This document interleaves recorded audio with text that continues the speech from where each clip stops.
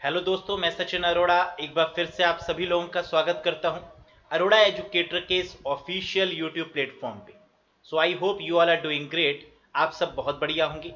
आज के इस सेशन में हम लोग बात करने वाले हैं IBPS RRB clerk computer awareness के महा मॉक टेस्ट के बारे में।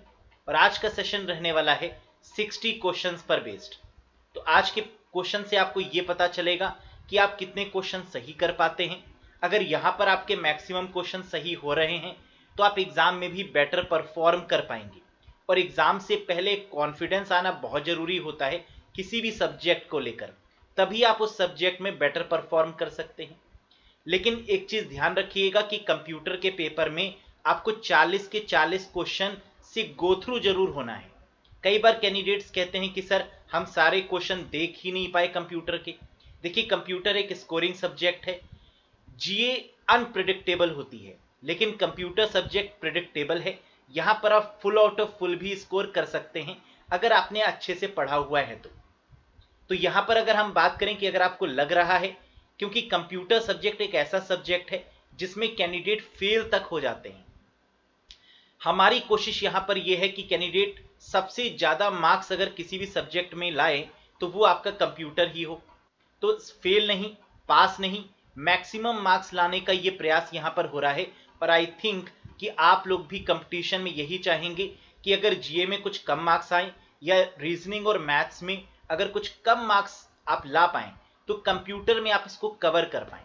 पेपर टफ होते हुए भी आप full out of full marks लाएं, ये पॉसिबल है। और अगर आपको लग रहा है कि आपके एंड से कहीं भी कुछ लैक हो रहा है तो आप ड्रीम बैच से कनेक्ट हो सकते हैं, जो कि IBPS RRB PO clerk computer awareness को फोकस करता है। तो क्लर्क के पॉइंट ऑफ व्यू से ये one of the best batch है, जहां पर सिर्फ 35 क्लासेस में हमने अपने पूरे एक्सपीरियंस को यूज करते हुए आपको बेस्ट कंटेंट दिया है।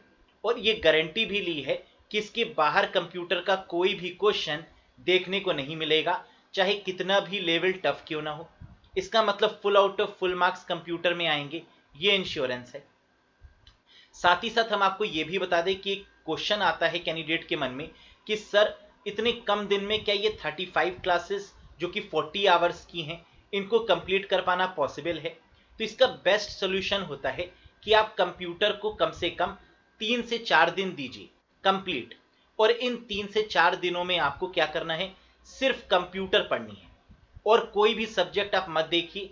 सिर्फ 3 से 4 दिन आप कंप्यूटर को दीजिए और अपने मार्क्स को full out of full ensure करिए। फिर उसके बाद आप बाकी सब्जेक्ट्स को जैसे आप मॉक देते रहे, अभी तक देते आ रहे थे, उसको आप दीजिए। जैसे बाकी सब्जेक्ट्स की आप प्रैक्टिस कर रहे थे फिर से उसको कंटिन्यू करिए। और एग्जाम के एक दिन पहले पीडीएफ की मदद से और कंप्यूटर कैप्सूल जो हमने आपको यहां पर दिया है उसकी मदद से कुछ घंटों में ही आप पूरी कंप्यूटर को रिवाइज करिए। ये एक बेस्ट स्ट्रेटजी होती है कंप्यूटर को लेकर और इसी के चलते candidate full out of full score कर पाते हैं। बाकी ये इसके फीचर्स हैं। 6 मंथ की वैलिडिटी है इस कोर्स की। पीडीएफ आपको मिल रही है जो आप डाउनलोड भी कर सकते हैं। साथ ही साथ अगर आप इसको बाय करना चाहते हैं तो आपको बाय लिंक मिल जाएगा डिस्क्रिप्शन में या कमेंट बॉक्स में पिन। अगर आपको कोई भी कंफ्यूजन है इस बैच के रिगार्डिंग या प्रिपरेशन के रिगार्डिंग तो आप दिए गए नंबर पर कॉल या व्हाट्सएप करके भी अपने डाउट्स को रिजॉल्व कर सकते हैं। तो चलिए देखते हैं आज के बेस्ट 60 क्वेश्चंस पर एक नजर। Have a look. ये रहा पहला क्वेश्चन, लेकिन एक वादा मुझसे करिए कि आप जरूर शेयर करके मुझे बताएंगे कमेंट बॉक्स में कि आउट ऑफ 60 आपने कितने मार्क्स ऑब्टेन किए। ऐसा ही पेपर आपको एग्जाम में मिलेगा, ये भी फैक्ट है। तो चलिए पहला question, what is Google equivalent of MS word. जैसे माइक्रोसॉफ्ट का एमएस वर्ड है वैसे ही गूगल का प्लेटफॉर्म कौन सा है, नाम बताइए। Google sheet, Google docs, Google slide, Google blog या all of these. Correct answer यहां पर होगा जैसे एमएस वर्ड है वैसे ही गूगल का गूगल डॉक है। तो यहां पर करेक्ट आंसर होगा second, Google docs. Next question, what is Google equivalent of MS Excel. जैसे माइक्रोसॉफ्ट का एमएस एक्सेल है वैसे ही गूगल का क्या है, गूगल शीट्स है, गूगल डॉक्स है, गूगल स्लाइड्स हैं, गूगल ब्लॉग है या all of these. Correct answer होगा that is called Google sheet, जिसको स्प्रेडशीट नॉर्मली हम लोग बोलते हैं। तो आंसर क्या होगा गूगल के केस में? गूगल शीट होगा। क्लियर? नेक्स्ट क्वेश्चन बताइए, third one. What is Google equivalent of MS power point?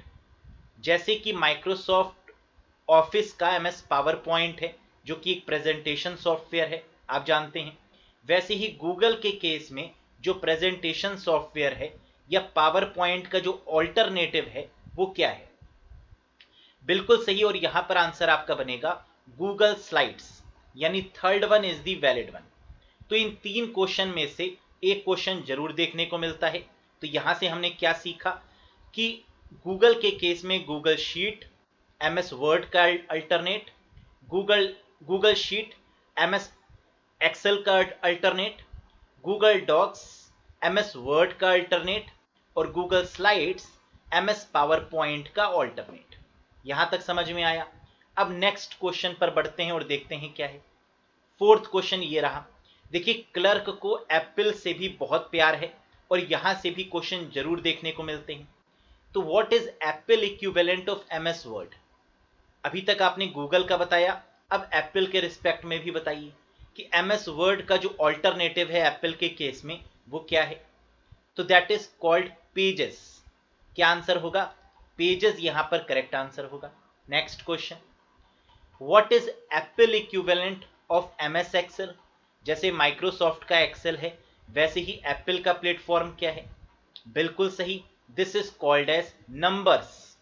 This is called as numbers, यानी second is the valid one. Third देखिए इस केस में ही, question number 6, what is Apple equivalent of MS PowerPoint? जैसे Microsoft का PowerPoint है वैसे ही Apple के केस में इसका इक्विवेलेंट क्या है? पेजेस, नंबर्स, कीनोट, आईडॉक या एप्पल डॉक? करेक्ट आंसर होगा दैट इज कॉल्ड कीनोट्स, यानी पावर पॉइंट का जो एप्पल का प्लेटफॉर्म है या प्रेजेंटेशन सॉफ्टवेयर है that is called keynote. Very very important question. तो इन 6 क्वेश्चंस में से आपको एक या दो क्वेश्चन जरूर देखने को मिलते हैं एग्जाम में। तो आई होप सो कि यहां तक समझ में आया होगा। नेक्स्ट देखिए, what is the default file name when you open a new document in MS word 2016? कह रहा है लेटेस्ट प्लेटफॉर्म की अगर बात करें, एमएस वर्ड 2016 की बात करें, तो जब आप एमएस वर्ड को ओपन करते हैं तो वहां पर जो फाइल नेम बाय डिफॉल्ट होता है वो क्या होता है? डॉक्यूमेंट 1 के बीच में हाइफन लगा होता है, डॉक 1 होता है, डॉक्यूमेंट 1 होता है, डॉक 1 होता है विद हाइफन, या नन ऑफ दीज होगा? तो बिल्कुल इस केस में जो आपका करेक्ट आंसर होगा वो क्या होगा? That is called document 1।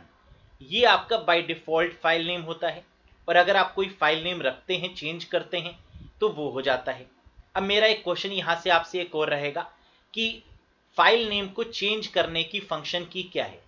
What is the function key you use to change the file name या to edit the file name? Answer होगा इस केस में F2 is the right answer. F2 key is used to edit the file name और to edit the folder name. Next question देखिए, what is the maximum zoom level that can be set in Google Chrome? Google Chrome के case में जो maximum zoom level है वो क्या है? कितना मैक्सिमम आप जूम कर सकते हैं गूगल क्रोम को? 100, 500, 150, 400 या 300? करेक्ट आंसर यहां पर होगा 500। 500 की अगर हम बात करें जूम परसेंटेज में तो इससे ज्यादा आप जूम नहीं कर सकते। मैक्सिमम कितना होता है? 500 करेक्ट है। नेक्स्ट देखिए, which of the following is the final part of an email message which includes name of email sender, address and contact number? बहुत ही प्यारा क्वेश्चन। कह रहा है आपको बताना है ईमेल के केस में जो मैसेज होता है उसमें जो ईमेल का सेंडर का नाम होता है, जो एड्रेस होता है, जो कॉन्टैक्ट नंबर होता है, ये सब ऑटोमेटिकली कैसे फिल हो सकता है? सिग्नेचर बीसीसी के थ्रू, सब्जेक्ट के थ्रू, टू के थ्रू, या सीसी के थ्रू? तो बहुत ही कॉमन है, आंसर होता है सिग्नेचर। इसे हम सिग्नेचर बोलते हैं। और जब आप जीमेल में जाते हैं तो वहां पर एक सेटिंग्स में ऑप्शन होता है सिग्नेचर का। अगर आप सिग्नेचर में जो भी आप पहले से ही एंटर करते हैं वो आपको हर एक ईमेल में बॉटम साइड में देखने को मिलता है। That is what we called signature. जिसे हम रिगार्ड्स के फॉर्म में भी लिखते हैं, राइट। नेक्स्ट देखिए, which of the following keys can be used to delete a word to the left of the cursor point. कह रहा है इनमें से कौन सी कीज का इस्तेमाल करके हम एमएस वर्ड के केस में डिलीट कर सकते हैं किसी भी वर्ड को left of the cursor point, यानी कर्सर के लेफ्ट हैंड साइड की तरफ से। बताइए क्या लग रहा है आपको correct answer? Alt plus back space, alt plus delete, control plus delete, control plus back space, या नन ऑफ दीज? तो कंट्रोल के साथ में बैक स्पेस यहां पर करेक्ट आंसर होगा लेफ्ट साइड से डिलीट करने के केस में। नेक्स्ट देखिए, newer version of MS power point 2016 use this extension for slide show. Very very important question. देखिए इस क्वेश्चन में कैंडिडेट गलती क्या करते हैं, वो देखते हैं एमएस पावर पॉइंट और एक्सटेंशन, देखते हैं लेटेस्ट है तो वो सोचते हैं कि आंसर होना चाहिए .pptx। शायद आप में से कुछ लोगों ने यही सोचा होगा, लेकिन ये सही जवाब नहीं है। क्यों? क्योंकि यहां पर दिया हुआ था एक्सटेंशन फॉर स्लाइड शो, यानी जब स्लाइड चलती है जैसे कि आप देख रहे हैं तो ये एक स्लाइड शो है।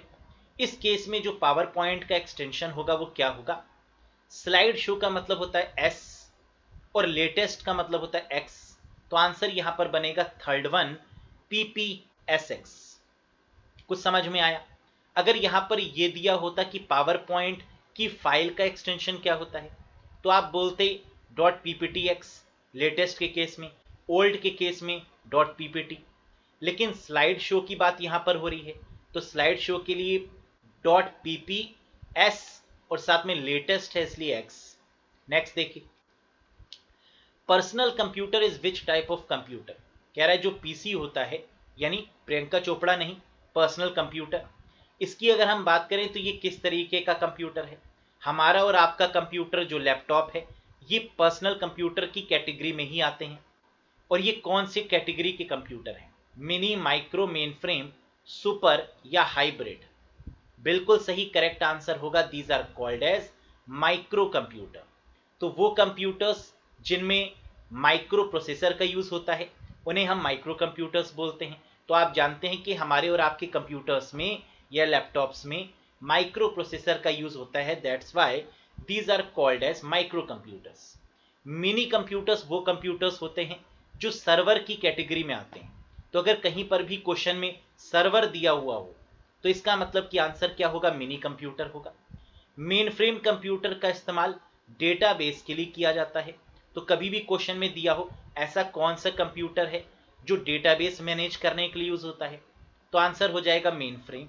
और सुपर कंप्यूटर तो आप लोग जानते ही हैं, वेदर फोरकास्टिंग पर्पस के लिए यूज होता है। हाइब्रिड कंप्यूटर की बात करें तो ये एनालॉग और डिजिटल कंप्यूटर का कॉम्बिनेशन होता है। एक ऐसा कंप्यूटर जो एनालॉग और डिजिटल दोनों के फीचर्स को ऑप्ट करे, that is called as hybrid computer, right. Next देखिए, which function key is use to open save as dialog box. कह रहा है कौन सी फंक्शन की मदद से हम सेव एज डायलॉग बॉक्स को ओपन कर सकते हैं? तो आंसर बहुत क्लियर है, F12 की मदद से सेव एज डायलॉग बॉक्स को ओपन किया जा सकता है। नेक्स्ट देखिए, the dash is the smallest meaningful unit of data. बेटा ये जो क्वेश्चन है ये बहुत ही फेमस क्वेश्चन है आरआरबी का, तो इसको तो कभी मत भूलिएगा। Smallest meaningful unit of data, देखिए जो डेटा की करेक्ट हायरार्की होती है या डेटाबेस की जो हायरार्की होती है, जो क्रोनोलॉजी होती है, वो क्या होती है? सबसे छोटी यूनिट होती है बिट, क्या गिवन है? नहीं है। इसके बाद होती है बाइट, क्या गिवन है? नहीं है। फिर होती है बिट बाइट फील्ड, क्या फील्ड कहीं दिख रहा है? बिल्कुल दिख रहा है, तो आंसर क्या हो जाएगा? फील्ड हो जाएगा। फील्ड के बाद क्या होता है? Bit byte field, record, then file, then data, then database, then DBMS, then RDBMS. तो ये इसकी पूरी हायरार्की होती है। तो इसी के अकॉर्डिंग आपको आंसर करना होगा, जो भी ऑप्शन में दिया होगा इस क्रोनोलॉजी को समझते हुए आपको करेक्ट आंसर देना होगा। नेक्स्ट देखिए, the technique used to make the email reader believe a fake website is authentic. यानी एक ऐसी टेक्निक का इस्तेमाल करना जिससे कि रीडर को ये लगे कि ये फेक वेबसाइट नहीं है, ये ऑथेंटिक वेबसाइट है। इसे हम क्या बोलते हैं? स्पूलिंग, फिशिंग, स्पाईवेयर, स्पूफिंग या all of these? Correct answer इस केस में होगा स्पूफिंग। कहीं भी अगर आप ईमेल जैसा वर्ड देखें और ये अगर मेलवेयर से रिलेटेड क्वेश्चन है तो आंसर इसका क्या होगा? स्पूफिंग होगा। इसको याद रखिएगा। साथ ही साथ अगर क्वेश्चन में आपको ये दिया हो आईपी एड्रेस मास्किंग रिलेटेड या आईपी एड्रेस को छुपाने की बात की जा रही है, तब भी आंसर क्या होगा? स्पूफिंग होगा। क्लियर है? नेक्स्ट देखिए, how many rows are there in MS Excel 2007? देखिए 2007 की बात करें, 2010 की बात की जाए, 2016 की बात की जाए या 2019 की बात की जाए, इनमें से किसी भी एक्सटेंशन की बात की जाए, आंसर आपका सेम होगा। और इस केस में करेक्ट आंसर क्या है? 1048576। That is the correct one. इतनी ही रोज होती हैं एमएस एक्सेल के लेटेस्ट वर्जन की बात करें तो। नेक्स्ट देखिए, how many columns are there in MS Excel 2007 या 2009 या 2013, 2016 या 2019? इन सभी केसेस में जो कॉलम्स होंगे वो क्या होंगे? 16,384। और इन दोनों ही क्वेश्चन में से एक क्वेश्चन एग्जाम में जरूर आता है। तो यहां पर करेक्ट आंसर क्या होगा? 16384। Next question, name the world first programmer. दुनिया की सबसे पहली प्रोग्रामर का नाम बताइए। Alan Turing, Charles Babbage, Seymour Cray, Ada Augusta या विजय भाटकर?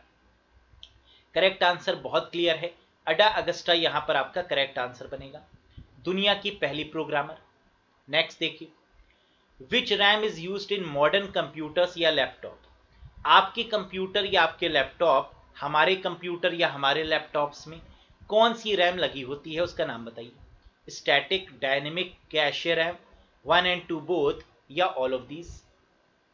तो आपको पता होना चाहिए और आपको पता भी होगा कि हमारे और आपके कंप्यूटर्स में जो रैम है that is called as dynamic RAM, जिसे हम डीडीआर की कैटेगरी में रखते हैं।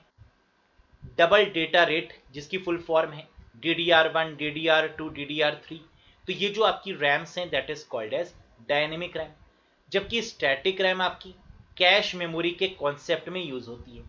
और अगर पूछा जाए कि कौन सी रैम फास्टेस्ट है, स्टैटिक रैम या डायनेमिक रैम, बताइए। वेरी गुड, स्टैटिक रैम यहां पर क्या है? फास्टेस्ट है।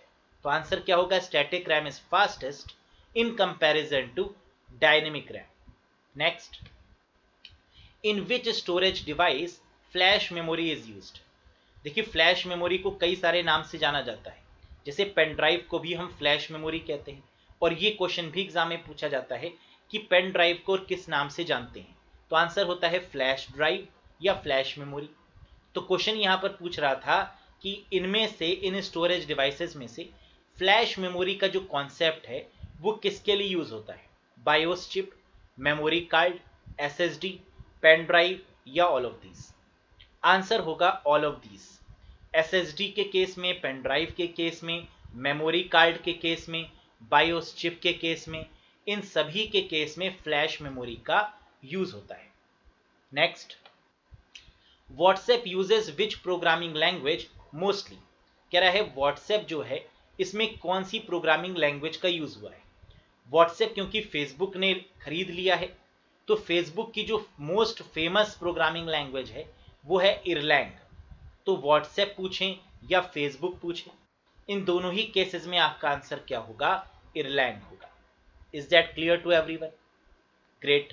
नेक्स्ट देखिए, how can you increase the font size of selected text by 1 point every time? किस तरीके से आप किसी भी टेक्स्ट के फॉन्ट साइज को इंक्रीज कर सकते हैं 1 पॉइंट? तो आंसर क्या होगा? First is the correct answer, by pressing control plus this bracket is used to increase the font size by 1 point each time.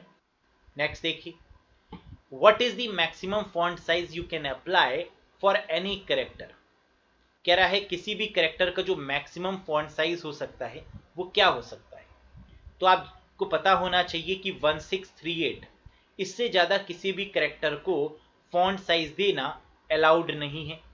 तो मैक्सिमम लिमिट फॉन्ट साइज की कितनी है? 1638। Second is the valid answer. समझ में आ रहा है? Next देखिए, what is the IEEE standard for WiMAX? Clerk का फेमस क्वेश्चन है। IEEE स्टैंडर्ड फॉर वाईमैक्स क्या होता है? तो आंसर इसका होगा IEEE 802.16। Fourth is the valid answer.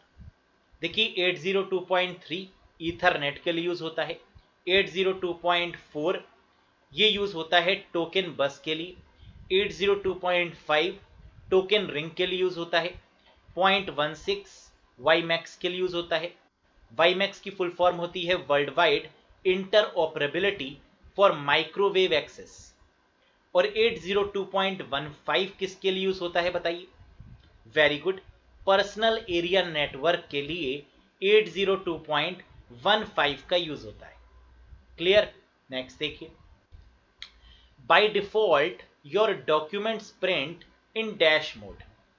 कह रहा है बाय डिफॉल्ट की अगर हम बात करें तो कोई भी डॉक्यूमेंट किस मोड में प्रिंट हो सकता है?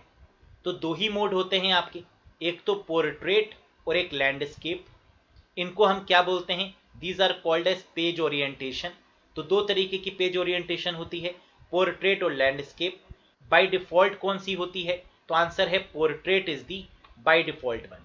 तो आंसर होगा सेकेंड।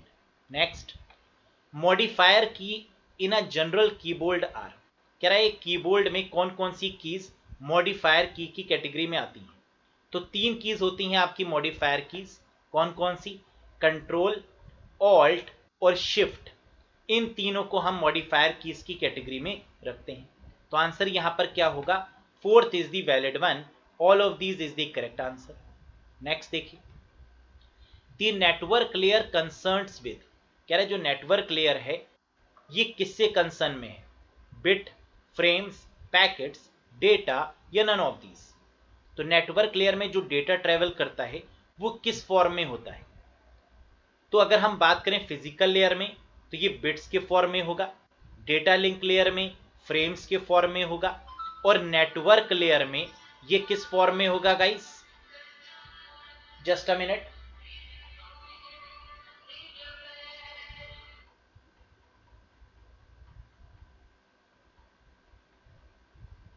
बिल्कुल, तो यहां पर अगर हम बात करें कि नेटवर्क लेयर कंसर्न विद क्या होगा, तो जरा ध्यान दीजिएगा इस केस में। बिल्कुल सही, the correct answer is packets. Network layer में जो डेटा मूव कर रहा होगा वो किस फॉर्म में होगा? पैकेट्स के फॉर्म में होगा। Third is the valid one. अब देखिए इसको जरूर आप याद रखिएगा, क्योंकि नेटवर्क लेयर में डील होता है क्या? इस लेयर में राउटर डील करता है, और राउटर जो डेटा फॉरवर्ड करता है या रिसीव करता है वो पैकेट्स के फॉर्म में करता है। That's why this is the correct answer. Next देखिए, FTP server listens for connection on port number. FTP मतलब फाइल ट्रांसफर प्रोटोकॉल। ये किस पोर्ट नंबर पर काम करता है ये आपको बताना है। बहुत ही फेमस क्वेश्चन है। करेक्ट आंसर होगा पोर्ट नंबर 21। Port number 21। तो second is the valid answer. Next one, name the world fastest super computer. दुनिया के सबसे फास्टेस्ट सुपर कंप्यूटर का नाम बताइए, और यह भी बताइए कि उसकी स्पीड किस में मेजर की जाती है। तो दुनिया का सबसे फास्टेस्ट कंप्यूटर कौन सा है?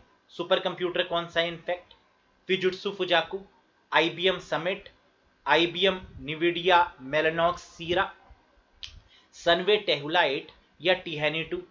करेक्ट आंसर होगा फिजुत्सु फुजाकू, जापान का है, दुनिया का सबसे fastest super computer. First is the valid answer. याद रखिएगा जापान का है, और कोविड-19 में इसको बनाया गया ताकि कोविड एनालिसिस की जा सके, उस पर फोरकास्टिंग की जा सके। राइट? नेक्स्ट देखिए, विच की is used for hyper link. कह रहा है किस शॉर्टकट की का यूज करते हैं हाइपर लिंक के पॉइंट ऑफ व्यू से? Control H, control Z, control Y, control K या कंट्रोल I? करेक्ट आंसर इस केस में क्या होगा? हाइपर लिंक के लिए कंट्रोल K का यूज करते हैं। किसका यूज करते हैं? कंट्रोल के साथ K का। तो fourth is the valid answer. Next देखिए, which device convert AC to DC। कह रहा है इनमें से कौन सी ऐसी डिवाइस है जो ऑल्टरनेटिंग करंट से डायरेक्ट करंट में कन्वर्ट करती है। SMPS switch mode power supply, UPS uninterruptible power supply, mouse, CPU या motherboard. Very good, correct answer यहां पर होगा SMPS switch mode power supply. जो आप फैन देखते हैं CPU के पीछे, उसी स्ट्रक्चर को बोला जाता है SMPS, और उसका काम होता है AC से ऑल्टरनेटिंग करंट से डायरेक्ट करंट में कन्वर्ट करना। Next question, animation and interactivity with the user on web pages can be done by. कह रहा है एनिमेशन और इंटरएक्टिविटी ये किसी भी वेबसाइट या वेब पेज पर की जा सकती है, किसकी मदद से? PHP, JavaScript, visual basic, visual C# या none of these. Very good, और करेक्ट आंसर यहां पर क्या होगा? जावास्क्रिप्ट होगा। तो जावास्क्रिप्ट का यूज ही हम करते हैं, क्यों? ताकि हम बिहेवियर को सेट कर पाए, ताकि हम एनिमेशन और इंटरएक्टिविटी को इंट्रोड्यूस कर पाए किसी भी वेबसाइट पर। Getting the point? नेक्स्ट देखिए, which language required both compiler and interpreter. कह रहा है ऐसी कौन सी प्रोग्रामिंग लैंग्वेज है जिसमें कंपाइलर और इंटरप्रेटर दोनों का इस्तेमाल होता है? सोच के देखिए, जावा, C++, पाइथन या नन ऑफ दीज। बिल्कुल सही, मर जावा लुट जावा नहीं, the programming language that is called Java is required both compiler and interpreter. Java के फाउंडर कौन है? James Gosling. किस कंपनी ने बनाया? सन माइक्रो सिस्टम ने। सन माइक्रो सिस्टम को किसने टेक ओवर कर लिया है? तो आंसर होगा ओरेकल ने। क्लियर है? क्या जावा आपकी ऑब्जेक्ट ओरिएंटेड प्रोग्रामिंग है? तो आंसर है बिल्कुल, Java is also concerned as the object oriented programming language. Next देखिए, to edit the selected cell in MS Excel. MS Excel में सेल को एडिट करने के लिए किसका यूज किया जाता है? F1, F2, F4, F5 या none of these. Correct answer होगा F2 is used to edit the selected cell in MS Excel. अभी मैंने आपको बताया था थोड़ी देर पहले कि F2 का यूज हम लोग किसी भी फाइल और फोल्डर को रीनेम करने के लिए भी करते हैं, और साथ ही साथ एक्सेल में किसी भी सेल को एडिट करने के लिए भी F2 का यूज किया जाता है। नेक्स्ट देखिए, name the developer company of TikTok.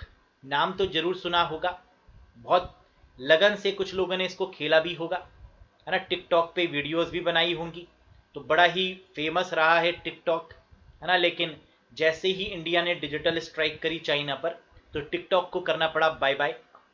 तो बताइए, ये जो टिकटॉक था, जो videos short video making platform है, आपको बताना है कि ये टिकटॉक किस कंपनी के द्वारा डेवलप किया गया? Microsoft, Apple, Google, ByteDance या बिटिक।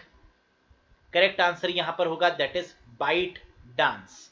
याद रखिएगा, और ये क्वेश्चन भी पूछा जा सकता है, बहुत न्यूज में रहा है ये, और आज भी ये न्यूज में रहता है। नेक्स्ट देखिए, shortcut key to close a tab in browser. Browser में किसी भी टैब को बंद करने की जो शॉर्टकट की है वो क्या है? तो कोई भी टैब अगर आपको ओपन करना हो तो Ctrl+T के साथ में ओपन करते हैं, और बंद करना हो तो कंट्रोल के साथ W दबाकर बंद करते हैं। तो आंसर क्या होगा? कंट्रोल के साथ W is the correct answer. Clear? Next देखिए, Macintosh and operating system is a product of. कह रहा है जो मैकिंटोश है ये किस कंपनी का ऑपरेटिंग सिस्टम है? गूगल, माइक्रोसॉफ्ट, एप्पल, IBM या सोनी। बिल्कुल सही, बहुत ही फेमस एप्पल कंपनी का है मैकिंटोश ऑपरेटिंग सिस्टम। डेस्कटॉप के केस में यूज होता है, और iOS का यूज होता है मोबाइल ऑपरेटिंग सिस्टम के केस में एप्पल के products. Next, what is the parent company of Google? Google बाबा की एक पेरेंट कंपनी भी है, उसका नाम बताइए। Android, play store, search engine, और अलीबाबा या अल्फाबेट। बिल्कुल सही, अल्फाबेट यहां पर आपका करेक्ट आंसर होगा। गूगल की जो पेरेंट कंपनी है इसका नाम क्या है? अल्फाबेट है। Next, where cookies are stored. Cookies कहां पर स्टोर होती हैं? कुकीज कौन भेजता है? ये दोनों ही क्वेश्चन आपके बहुत इंपॉर्टेंट है, तो याद रखिएगा, where cookies are stored, browser, server, network, Google या internet. Very good, correct answer होगा ब्राउजर या क्लाइंट, क्योंकि ब्राउजर को क्लाइंट के नाम से भी जाना जाता है। और अगर क्वेश्चन ये पूछें कि कुकीज भेजता कौन है, who is responsible to send the cookies, तो इस केस में आंसर क्या होगा, सर्वर होगा। ठीक, तो भेजता है सर्वर, लेकिन स्टोर होती हैं कहां पर, ब्राउजर पर। और ये होती किस फॉर्म में है, तो आंसर है टेक्स्ट फॉर्म में होती हैं। तो these are the text files which are stored in the browser and send by the server. Clear. Next देखिए, A drive and B drive in a computer is reserved for.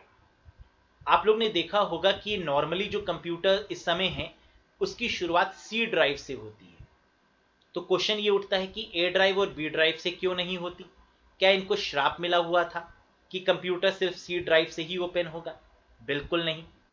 A drive और B drive reserve होती है floppy disk के लिए और सी से reserve होती है हार्ड डिस्क के लिए। तो आजकल फ्लॉपी डिस्क का यूज नहीं होता, इसलिए ए ड्राइव और बी ड्राइव हमें नहीं दिखती।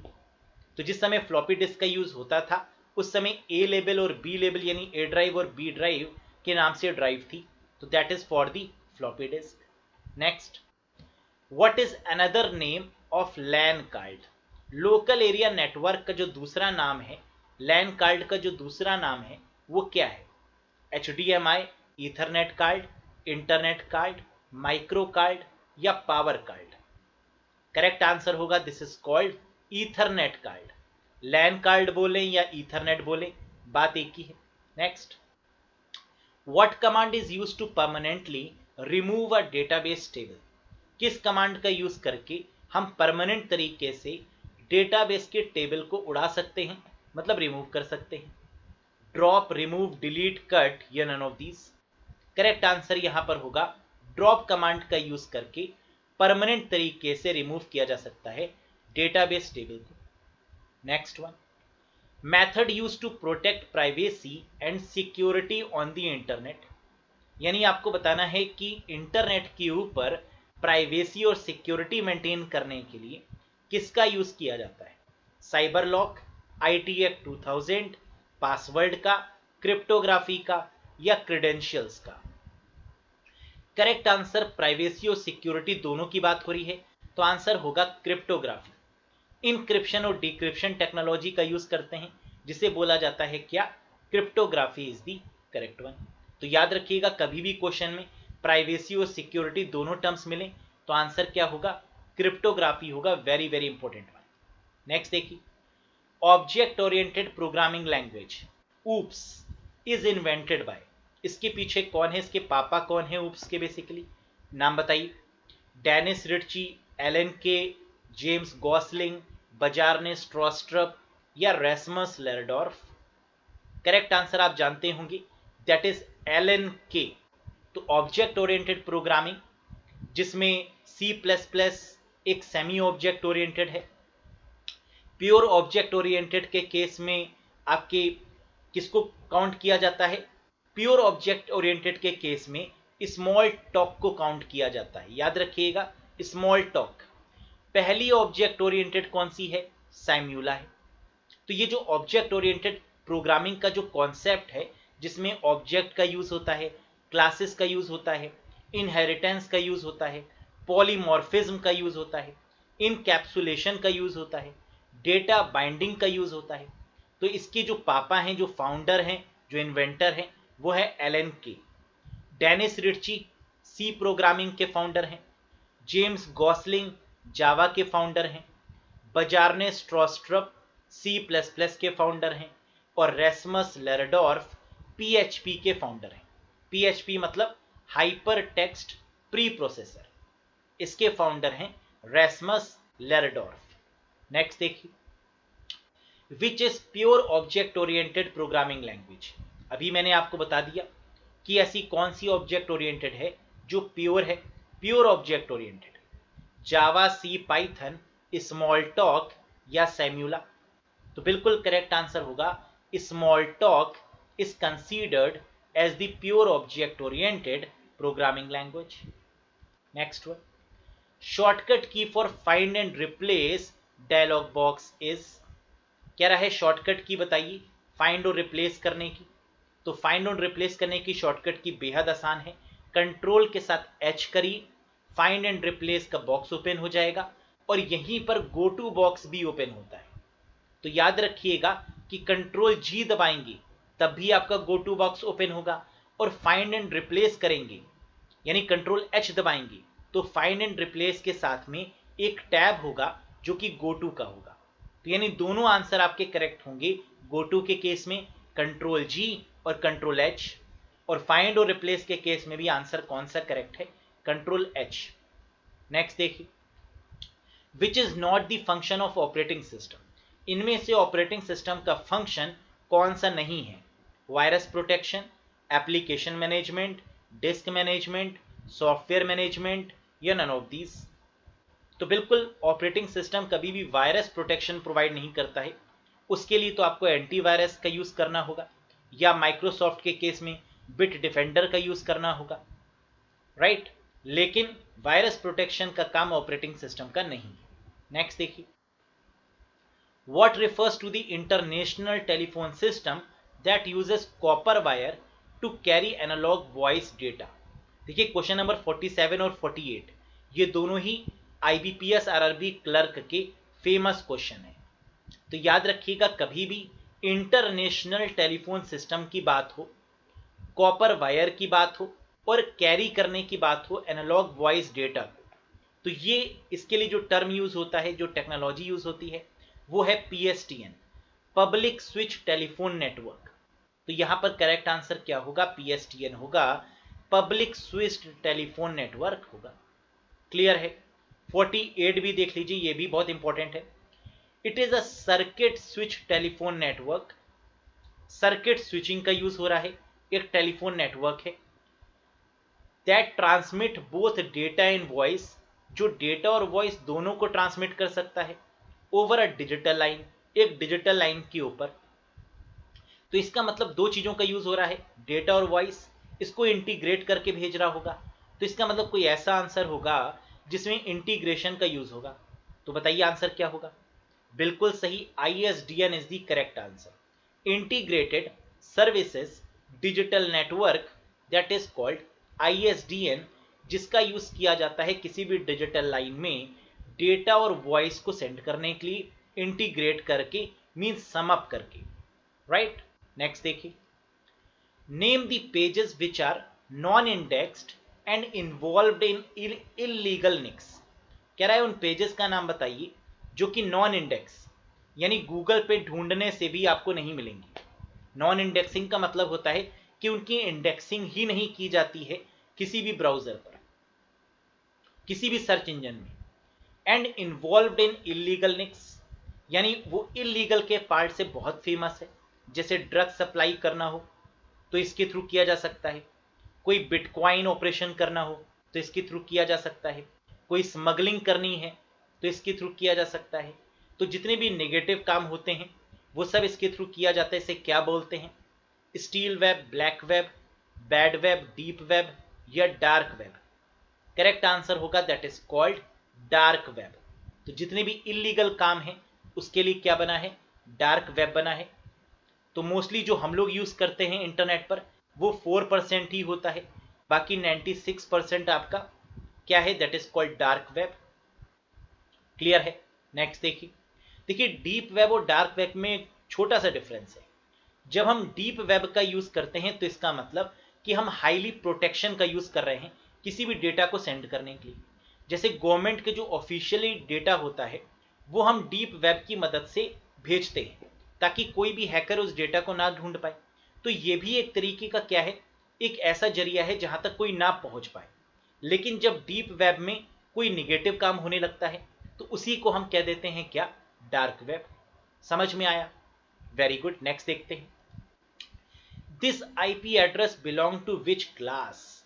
तो ये IP एड्रेस दिया हुआ है और पूछा गया है कि ये किस क्लास को बिलोंग करता है।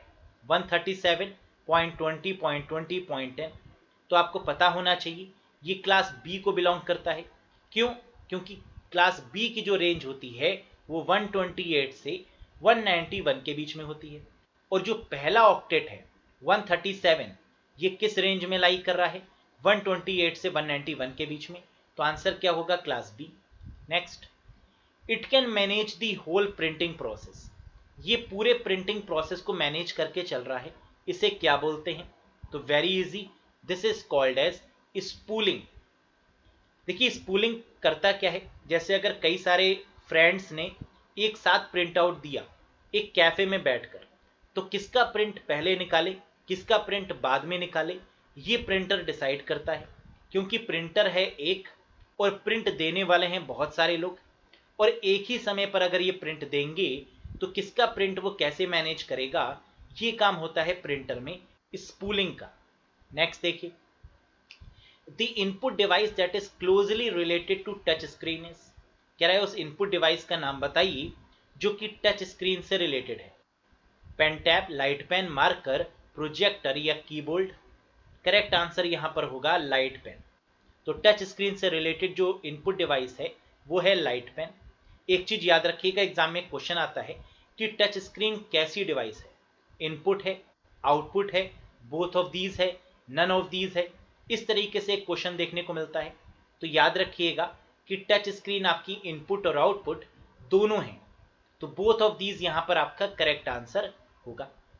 नेक्स्ट देखिए, name the product of Google, इनमें से आपको बताना है कि कौन सा प्रोडक्ट गूगल का है। Blogger, Android, search engine, Chrome या all of these. Very good, Blogger यानी एक वेबसाइट है, तो ये गूगल की है जिसके थ्रू आप ब्लॉग बना सकते हैं, एक वेबसाइट क्रिएट कर सकते हैं। एंड्रॉयड, ये भी ऑपरेटिंग सिस्टम गूगल का है। सर्च इंजन, गूगल का सर्च इंजन बहुत फेमस है। गूगल का क्रोम ब्राउजर गूगल का है, यानी आंसर क्या होगा, all of these is the correct answer. Clear है। एंड्रॉयड भी किसका है, गूगल का है, ये याद रखिएगा, मिस्टर एंडी रूबिन जी के द्वारा इसको डेवलप किया गया। यूट्यूब जिस पे आप देख रहे हैं ये भी किसका प्लेटफॉर्म है, तो this is also of the Google. ठीक है, नेक्स्ट देखिए, identifying the source of problem is called, problem की सोर्स का पता लगाना क्या कहलाता है? Trouble shooting, analysing, corrupting, decision making या डीबगिंग। याद रखिएगा कई बार कैंडिडेट इसका आंसर लगाते हैं डीबगिंग, जबकि इसका करेक्ट आंसर क्या होगा, ट्रबल शूटिंग होगा। Identifying the source of problem, आखिरकार प्रॉब्लम है कहां पर, इसका पता लगाना मतलब ट्रबल शूट करना। ठीक, next, UTF-8 and UTF-16 are two different type of, ये भी आपके आरआरबी क्लर्क का फेमस क्वेश्चन है, इसको याद रखिएगा। UTF-8 और UTF-16 दो अलग अलग तरीके की इनक्रिप्शन या आप कह सकते हैं कैरेक्टर इनकोडिंग टेक्निक है। कैसी टेक्निक है गाइस, कैरेक्टर इनकोडिंग टेक्निक है। तो आंसर होगा fourth is the valid one. Next one, the process of replacing software with a newer version is called, कह रहा है बताइए कि अगर आपको पुराने वाले सॉफ्टवेयर के वर्जन को डिलीट करना हो और नई वाली एप्लीकेशन को इंस्टॉल करना हो तो इसे आप क्या बोलेंगे? इंस्टॉलिंग, रिप्लेसिंग, अपग्रेडिंग, डाउनलोडिंग या अपडेटिंग। अपडेटिंग इसलिए नहीं बोलेंगे क्योंकि अपडेट करने का मतलब होता है करंट वाले वर्जन को अपडेट करना, है ना। जैसे आपने कोई एप्लीकेशन आपके मोबाइल फोन में है, आप उसको अपडेट करते हैं, तो अपडेट करने में उसको डिलीट तो नहीं करते, है ना, सिर्फ अपडेट प्ले स्टोर पर जाते हैं या एप्पल स्टोर पर जाते हैं और वहां पर से आप अपडेट कर देते हैं सर्च करके, ऐसे ही करते हैं। और न्यूअर वर्जन के केस में क्या होता है कि आप पुराने वाले को क्या करते हैं, डिलीट कर देते हैं, इसे बोलते हैं अपग्रेडिंग। तो आंसर यहां पर होगा third one is the valid one, this is called upgrade करना। Next, DOS uses which type of file system, DOS किस तरीके के फाइल सिस्टम को सपोर्ट करता है? NTFS, HFS, फैट, मैक या none of these. Correct answer यहां पर होगा that is FAT, file allocation table. DOS आपका फैट को सपोर्ट करता है। विंडोज 10, विंडोज 8, विंडोज 11 ये सब आपके NTFS को सपोर्ट करते हैं। तो फैट का मतलब क्या है, फाइल एलोकेशन टेबल, और NTFS का मतलब क्या है, new technology file system, right. Next देखिए, the maximum zoom percentage in MS PowerPoint is, MS PowerPoint के केस में जो मैक्सिमम जूम परसेंटेज है वो कितना है? करेक्ट आंसर है 500%। कितना है, 500 या 400?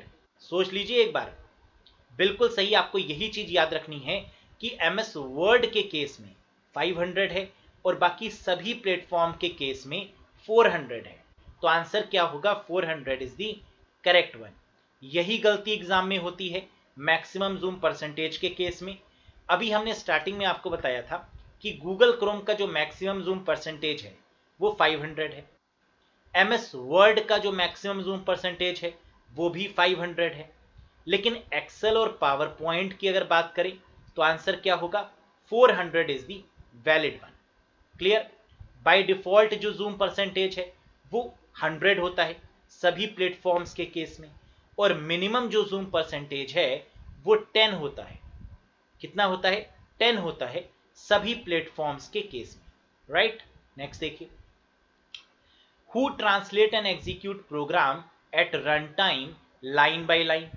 तो लाइन बाय लाइन करके प्रोग्राम को एग्जीक्यूट करने की रिस्पॉन्सिबिलिटी किसकी है? कंपाइलर, इंटरप्रेटर, लिंकर, लोडर या डीबगर? बिल्कुल सही, करेक्ट आंसर आपका होगा लाइन बाय लाइन एग्जीक्यूट करने की रिस्पॉन्सिबिलिटी इंटरप्रेटर की होती है, जबकि कंपाइलर एक साथ प्रोग्राम को कंपाइल करता है। तो यहां पर आपका आंसर क्या बनेगा? इंटरप्रेटर। लेकिन अगर लाइन बाय लाइन की जगह ऑल एट वंस दिया होता, एक बारी में दिया होता, तो आंसर क्या होता? कंपाइलर। नेक्स्ट देखिए, which function in Excel tells how many numeric entries are there. तो एक्सेल में ऐसा कौन सा फंक्शन है जो ये बताता है कि कितनी न्यूमेरिक एंट्रीज हैं, कितनी ऐसी एंट्रीज हैं जो नंबर्स के फॉर्म में है? नम, काउंट, सम, चेक नम या none of these? Correct answer होगा यहां पर काउंट। काउंट फंक्शन के थ्रू में यह पता चलता है कि कितनी न्यूमेरिक एंट्रीज हैं एक्सेल के केस में। Again the very famous question, very important one. तो आई थिंक कि आउट ऑफ 60 आपने मैक्सिमम स्कोर किया होगा। अगर आपसे कोई गलत हुआ होगा तो आपको समझ में आया होगा कि आपसे गलत क्यों हुआ और फ्यूचर में ये गलत नहीं होगा। तो ऐसे ही क्वेश्चंस आपको एग्जाम में देखने को मिलते हैं। अगर आपने प्रीवियस ईयर देखा हो तो लेवल आपका यही रहता है। तो अगर आपने बेटर स्कोर किया हो तो गुड वन, ऐसे ही बेटर करते रहिए।